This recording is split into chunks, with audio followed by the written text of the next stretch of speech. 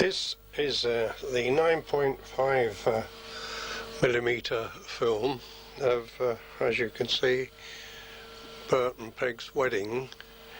The quality, this flicker, is terrible. Even the black and white aspect of the picture is not that commendable. That is Vic as far as I can see. I can't identify who that is. I think probably Bert, maybe, I don't know. This is Bert coming down on the left. Is it with me? With me? But oh, really? I didn't realise that. This 9.5 film, these are the only pictures available. I haven't got the actual film at all. Presumably Bert has the film. Now, there's Dad. And who else do we see? I can see Uncle Sis, and then there's Vic. Don't know who that woman was walking past. But there, on the left is Uncle Sis talking to Dad. There's Vic on the right. Now that was... I don't know. I don't recognise those people at the moment. I will do in a moment. It's Auntie Ruth on the left. I think it was Auntie Ruth. Who else will we see? A lot of these people, of course, might come from the ushers, so I wouldn't recognise them at all. And then it's, that's Uncle Billy, there's Uncle Vic, there's Uncle Sis, there's Auntie France on the left of the screen. Right, there's Billy with his kilt going away in the distance there. But as you see, the quality is not that good. The pictures could probably be better copied with a professional. It's Tricia. Could probably be copied with a more professional equipment. But this was done very crudely. In fact, if I remember, we had to do most of it by hand. So I suppose, considering the way it was done at the time, at least we got pictures that are watchable. Right, I suppose that's Peg coming out now, and with Mr. Usher, would it be? Well, it's bound to be Mr. Usher, of course. Yeah, I trust you can hear me okay. Now, if you've got a hum in the background, it's unfortunate, but that is the machine, the 8600 machine running, and it does make that hum. I can't avoid that. I suppose the only way I can avoid it is by I don't know how to worry. I've got to think how to route it round. Anyway, who's that? Here we are. There's Bert and Peg outside the church. I don't recognise any of those people. I saw a flash of Tricia, but that's all. There she is again on the left. There's Bert and Peg.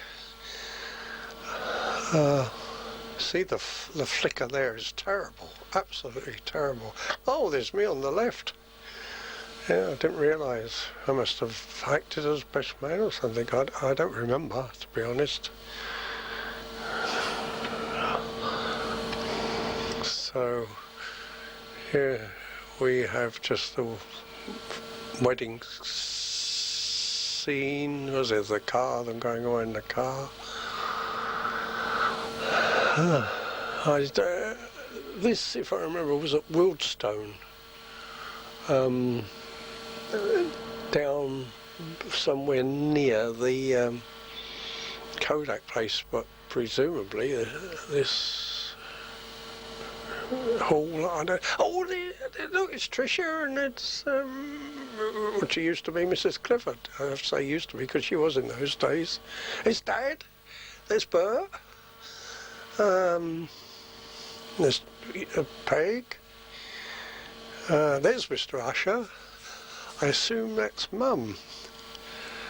I haven't looked at these pictures before like this, mainly because I never thought of adding a soundtrack to it. But so my commentary is very spontaneous as it's running. In effect, there's Dad. I suppose really it's the sort of thing that you should sit down and have a script for. But my main purpose, that's me. My main purpose in running this is to show that the 9.5 pictures are not that good quality. Or at least when I say not that good quality, what I have on video isn't that good. I mean, they're like shadows in effect. Now, this is obviously material that Bert and Peg took when they went on their honeymoon. It's not a very elegant picture, but they are. I suppose we all take pictures like that at times. I wish we hadn't. Forget his name. Oh, it's Bert. Yeah. There's Peg again, presumably. Bert. Oh, I see. They must have each taken pictures of each other. Yeah, looks a lot different then, doesn't he, to what he does now. I suppose you can say that about all of us. Well, yeah. I'm a bit lost for words on these because obviously honeymoon pictures and really not of that interest except probably to Bert. But I think he has a copy which is exactly the same as this. I think he has. Maybe it's one that I did some years back. But the flicker on this 9.5, I think you'll find that that's because of it running at, I think it was 16 frames per second or 18 frames per second, and of course 18 or 16, whichever it is, to convert to 25 is not a good ratio.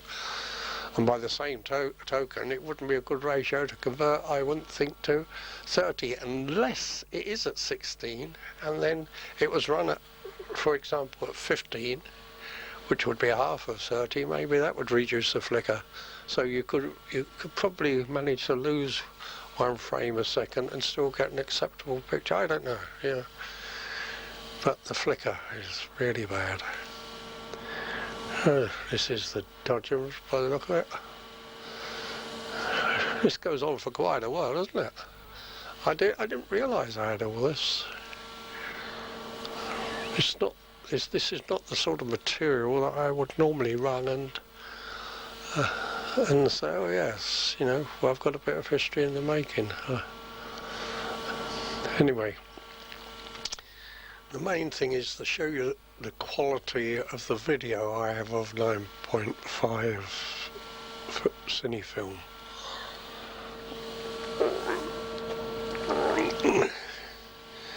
Still Bert and Peg.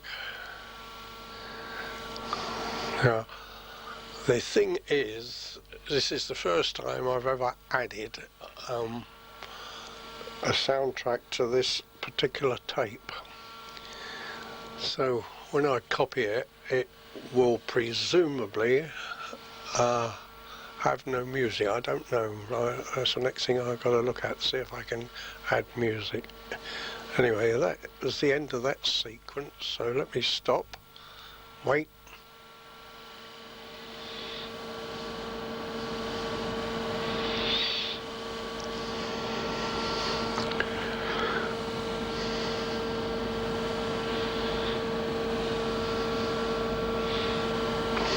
Oh, this is the fire service.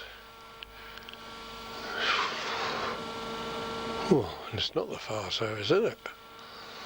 It looks like an out of focus picture of lighting a primus stove. I'm sure that's what it is. Goodness me, look at the flame there. Yeah. Cup of tea, yeah. They're all terribly out of focus. Goodness knows why that's there. Unless I've probably used it as scrap material to space from one thing to another.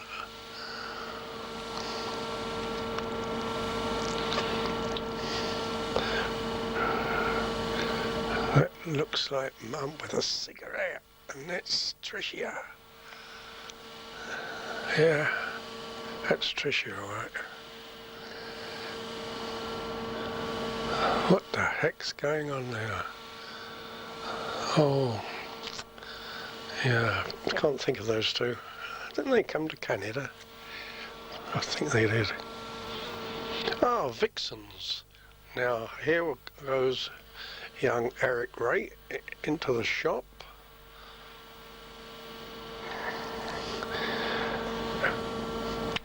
Excuse me, can I purchase some hydrochloric acid? Yes, of course you can. I'll go and get the man who looks after the poisons register. Here's the man who looks after the poisons register. His name is Albert Rate. This Eric Rate would like some sulfuric acid. Well, here it is. Thank you very much. And I'm on my way.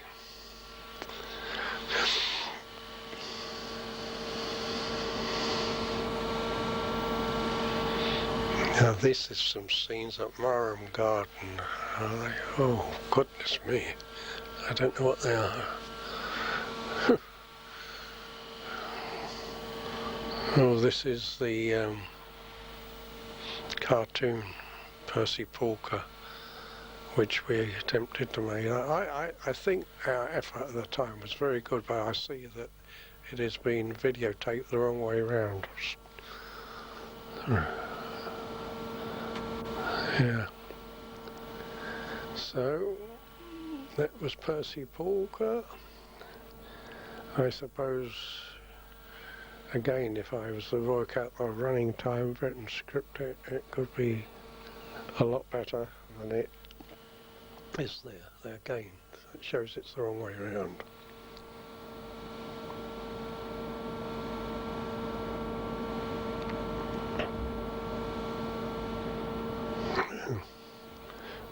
It's coming up again. This scene with the primer stove. I wonder why.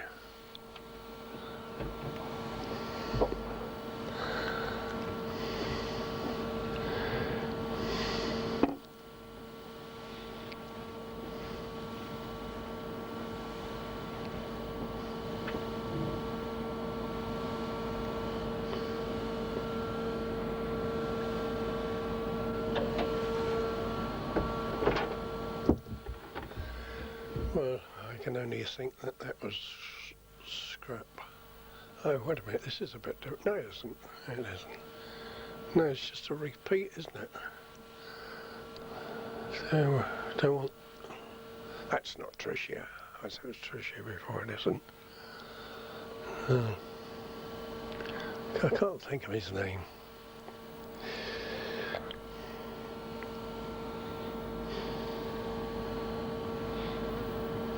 Right, Vixens.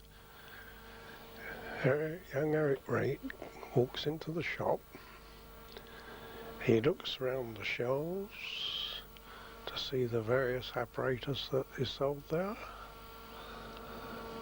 And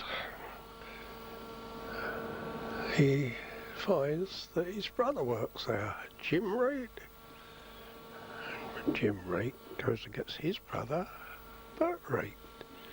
Whilst Eric really wants a Winchester quart of this chemical.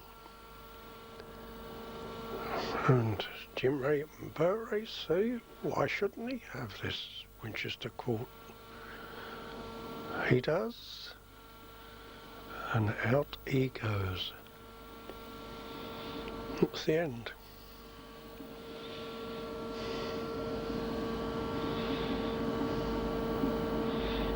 this is the Marham Gardens again. Oh, I don't know. It's the same scene we had before. I can't understand why it's there. No idea whatsoever. Oh, we got this again, but it's still the wrong way around. So what the heck is it doing there? I don't know. It's Percy Porker doing his exercises, and looked like 5 to 7. So presumably he's supposed to go on duty at 7 o'clock. Anyway, he goes in to go on duty, and what does he do? He goes to sleep. Oh dear. So that was the fire service during the war in cartoon form. Unfortunately, the wrong way around.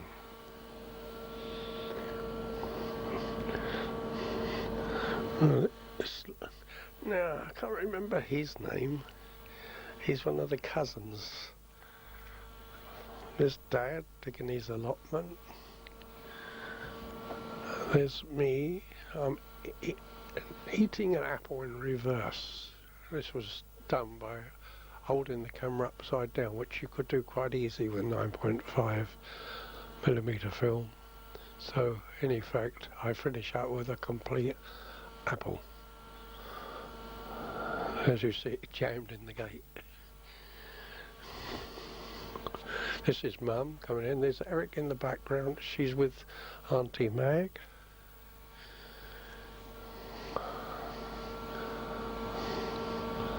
And look, little Frankie up by the look of it. Yeah, I'm sure that's Frankie. Chickens, but they long since been eaten. In other words, grew up to chickens and they've been eaten. I suppose I should do noises off on this. No, I can't do quite. How do chickens go? Or chicks? Anyway, no, I'm not going to attempt to do that. Even if I do tap in. Oh, good. Oh, there we go.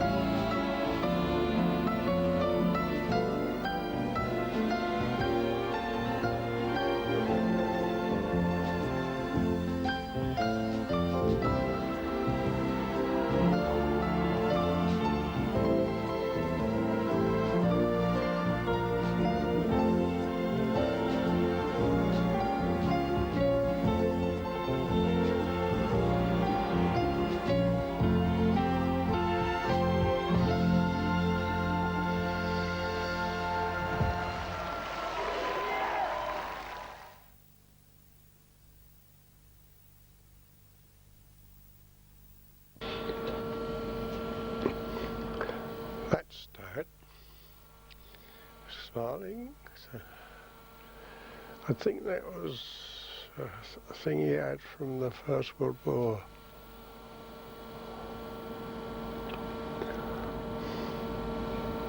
It's a repeat picture of Dad smiling. And I think you find there's the Bombardier thing, trench mortar battery, TMB, that's it. Trench mortar battery, that's Mum.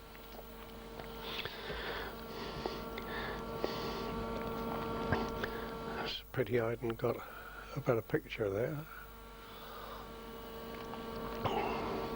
But it is the one I did a very great. Now, as you see, I don't even like the focus on this. It's May 1940, and of course, what do? It's back to front. Now, I've got no way of reversing that at all. Absolutely none. I suppose the only way to do that is on the computer. Oh, wait a minute. You're in the right way now. Oh, goodness me. This 9.5 film is a nuisance in that respect. Well, Eric plays with his soldiers. Now he goes cycling with, I imagine, Billy Solly. Is that correct? I think that's the name of the other lad. And a smiling Eric. And here we go, cycling. As you see, there are just a few frames there of your young face, but whether you can pull anything out of it, I don't know. Again, these are just odd shots. See what I'm doing, I'm just running what was recorded onto this videotape. His dad with these cold frame, and letting you see the quality, poor quality I would suggest, of what is available. There's Auntie Mag knitting, nattering. I'm sure that's Frank. Now here's Bert, and what does Bert do?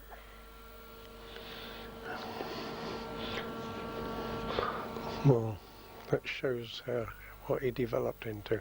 Now this, of course, is a famous bit of film that we had, and we used to run this time and time again. It's professional film, which suggests that the quality of that professional film would have been much better than you're viewing here, and therefore, in consequence, I suggest that the whole transfer of the 9.5 films, the cine film, to video has not been a very good exercise at all. I think this is the Charlie Chaplin. It looks like Charlie Chaplin, doesn't it? Now, this is another bit of professional film. Where this came from, I know not. But again, I imagine the quality of that would be better than anything that we could have taken on a 9.5 camera. Now, what have we got here? This is Auntie Ruth's dog. Auntie Ruth's dog. So is Auntie Ruth at the end of that lead? I wonder. I haven't seen this for a long, long time, so I don't know. I'm waiting anxiously. Here's Auntie Ruth at the end of that lead.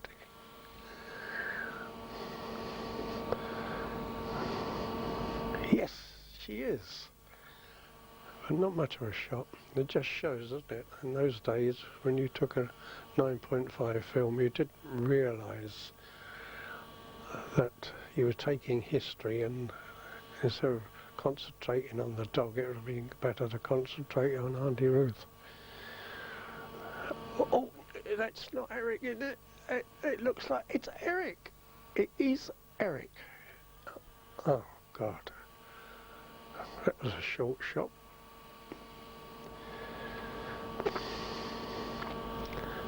Oh, no. Now we've got it up. We got the end upside down. Oh, no.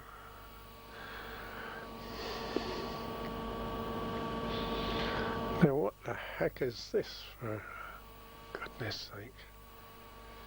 Oh, this is taken in the Isle of Wight.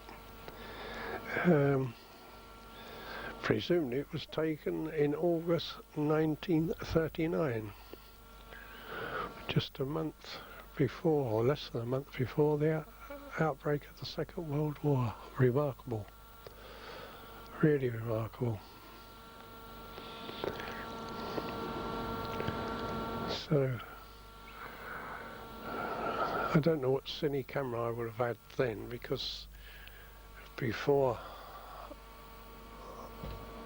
the outbreak of the war, it would have been difficult for me to have afforded to bought a cine camera, but presumably I did by some means or other. It's all upside down. What is interesting is the scratches show up reasonably well, still suggesting that the Queen Mary still said, "That's me walking backwards. Oh no, I'm walking backwards upside down." Suggests to me that the when you see those scratches clear, that the film isn't all that clear. This is a pig on the face down. I don't know what it is. Upside down, of course. Now, what's that? Is that me? Oh no, it's Frank Cowan. Frank Cowan, yeah. Oh dear.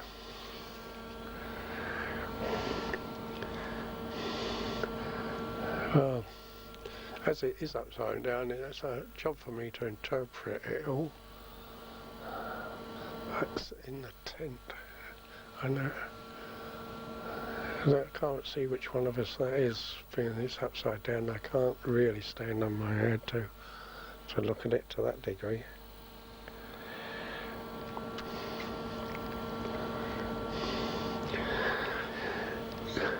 Oh dear.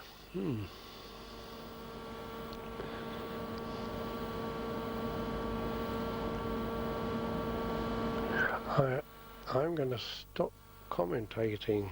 Well, I don't know that I'm doing a very good job of commentating until this turns the right way round, if it ever does.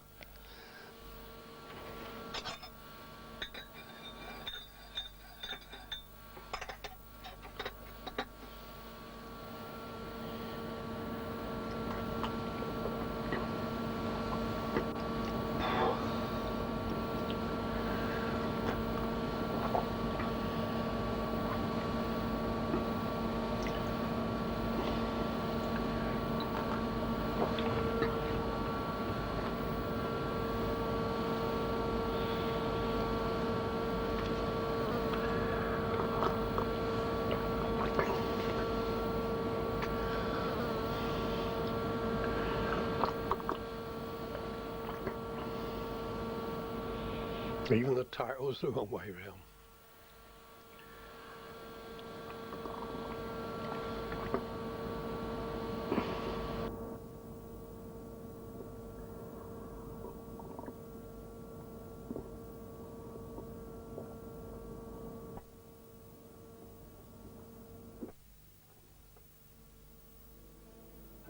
Oh, the right way round.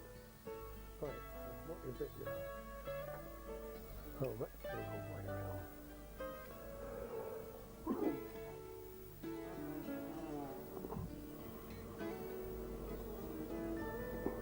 Well, this is the fire service.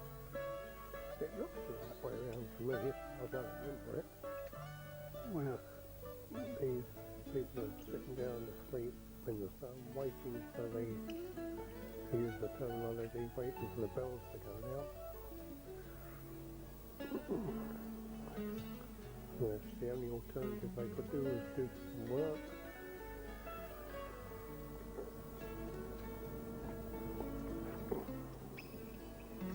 And then of course we couldn't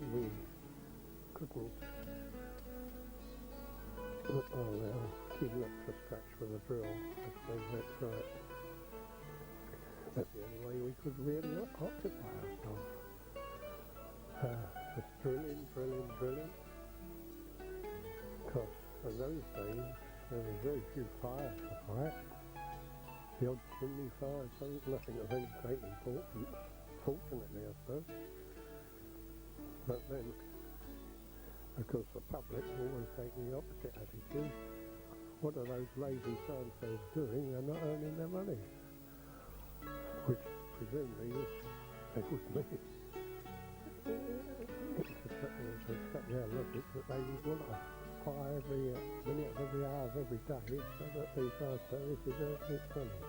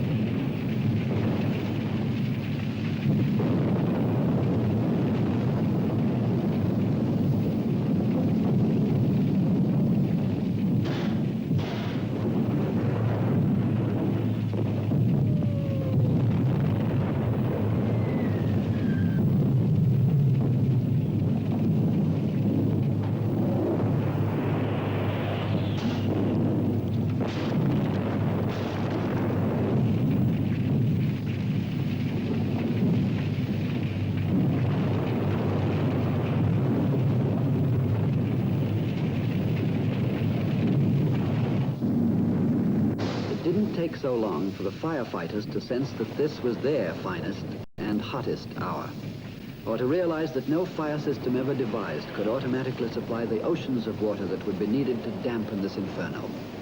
Industrial warehouses were packed with stores that made explosive fuel.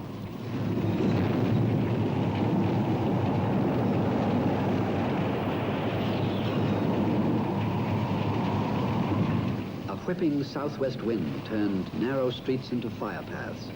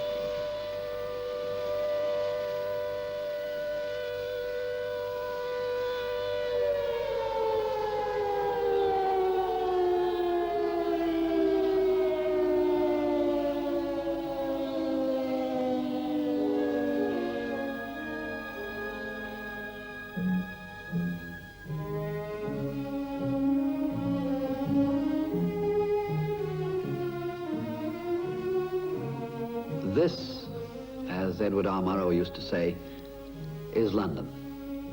It had survived the worst, but it didn't know it.